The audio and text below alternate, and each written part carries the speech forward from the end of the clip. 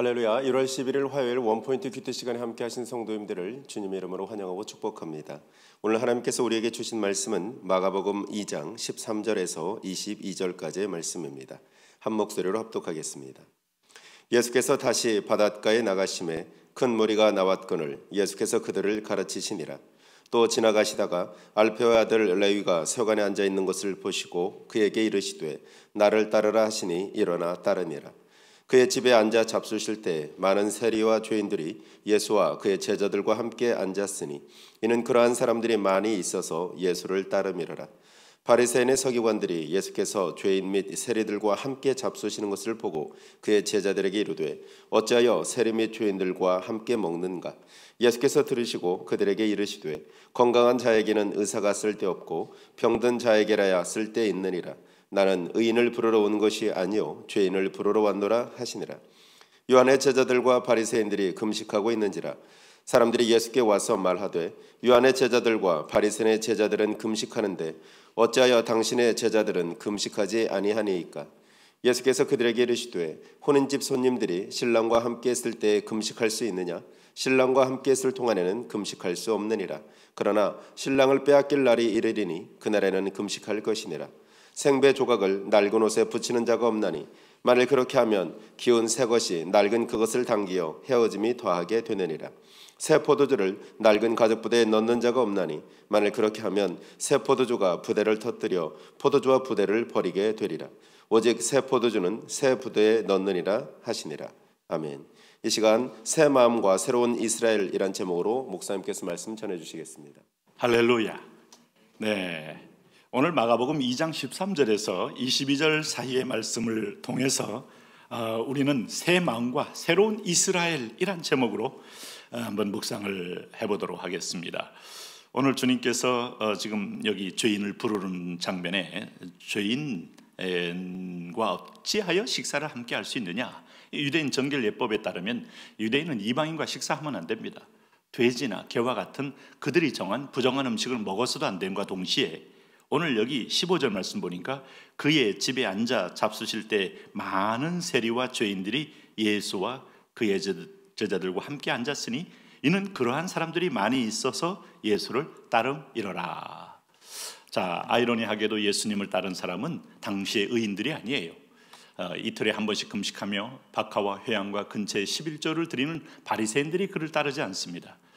자, 오랫동안 성경을 기록하며 성경을 누구보다 잘 알고 있는 서기관들이 예수님 따르지 않습니다.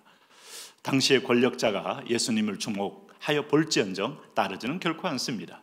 대부분이 오늘 여기 죄인들이 따르고 있다라고 말씀하고 있어요. 자, 그럴 때 예수님은 죄인의 우두머리요, 마치 우리가 그 각설이 있지 않습니까?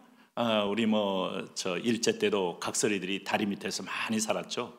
왜? 먹을 게 없고 집도 없고 농토도 없고 그냥 그야말로 빌어먹는 사람들에게 물이 떼어지어 다니면서 각설이 타령하며 얻어먹는 거 아닙니까? 마치 예수님은 그런 세상에서 소외되고 각설이 같은 존재 취급한 경우도 당시에 있었다고 볼 수 있어요. 어쩌면 우리가 메시아의 풍모는 백마 타고 화려한 비단 옷을 입고 워미와 권위로 오실 것으로 기대하지만 오늘 주님은 그렇게 오지 않았다 이 말입니다. 이렇게 온 이유는 마가복음 10장 45절에 인자에 온 것은 섬김을 받으려 함이 아니라 섬기려 함이라 도리어 많은 사람의 대속물로 주려 함이니라 하는 목적을 이루기 위하여 모든 사람이 주님을 이해하고 눈높이로 맞추고 품을 수 있는 말구 위에 가장 낮은 동물과 같은 수준의 어떤 면에서 출산의 현장으로 주님은 이 땅에 찾아오셨다 하는 겁니다. 자, 그런 면에서 볼 때 우리 주님을 이해 못하죠. 왜냐하면 가인의 영이 있는 사람은 세상의 부여와 권력과 힘을 통해 사람을 평가합니다. 철저하게 외모로 평가합니다. 여러분, 이것이 참 우리가 속쓰린 현실이 되는 것이죠. 그런데 여기 이제 예수님 메시아라면 저렇게 할 일은 없을 거다 하고 단정을 하는 거예요. 오늘 왜냐하면 여기 세리라고 했지 않습니까? 여기 세리는 누구였습니까? 24절 말씀 보니까 알페오의 아들 레위가 세관에 앉아 있는 것을 보시고 나를 따르나 하시니 일어나 나를 따르니라. 이렇게 이제 세관에 있는 세리입니다.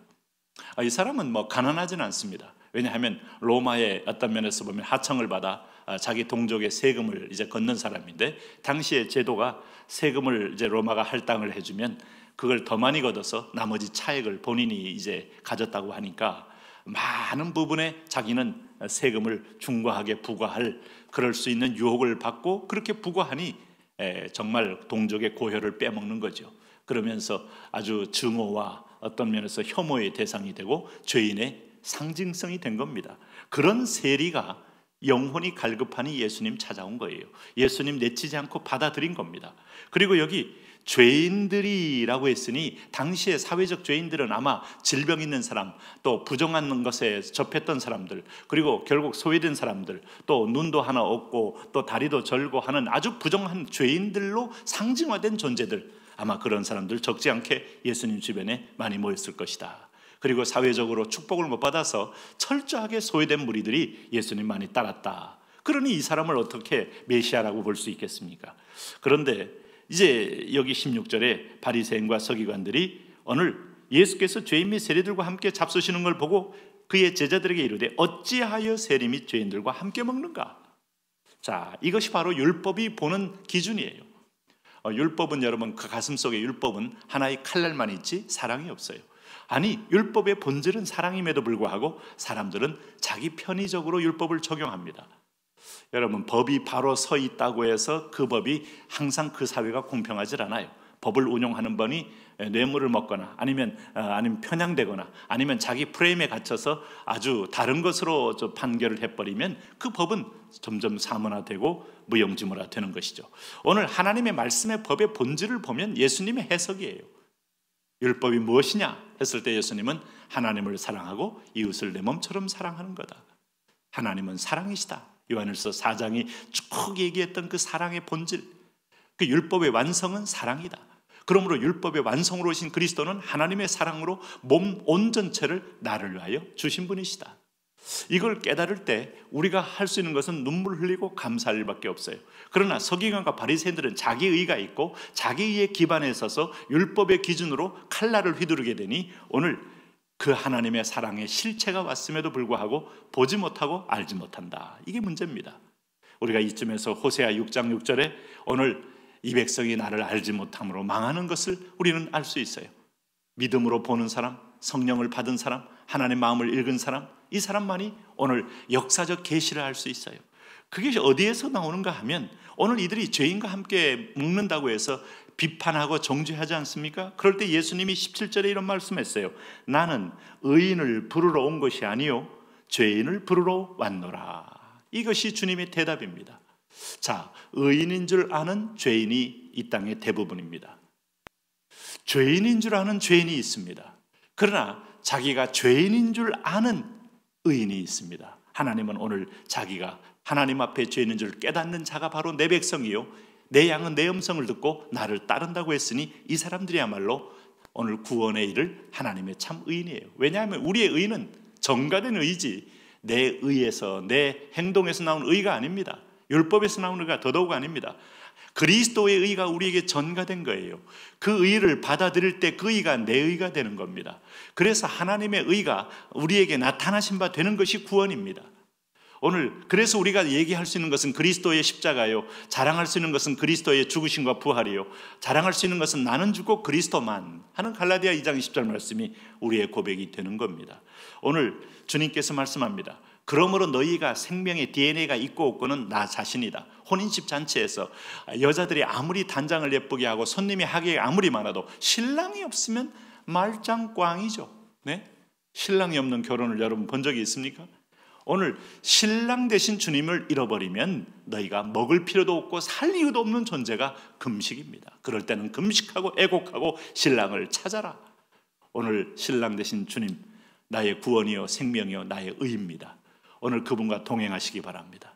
오늘 우리가 스스로 주님 없을 때, 그러니 이 예수님 위해서 오늘 낡은 가죽 부대를, 율법이에요. 낡은 가죽 부대는 오늘 구약에서 말하는 하나님은 상징으로 되어 있기 때문에 오늘도 어떤 때는 반석으로, 어떤 때는 성막으로, 어떤 때는 성전으로, 그리고 나서 오늘 실체로 오신 그리 주님을 볼 줄 아는 새 가죽 부대의 새 마음을 받아 그를 모셔야 합니다.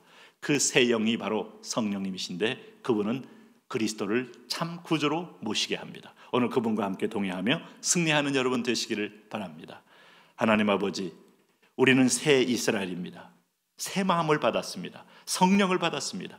그리스도를 나의 구주로 고백합니다. 오늘도 주 앞에 토설하고 주의 보혈로 적신받고 주님을 앞장세워 승리하는 하루 되게 하여 주옵소서. 예수님 이름으로 기도합니다.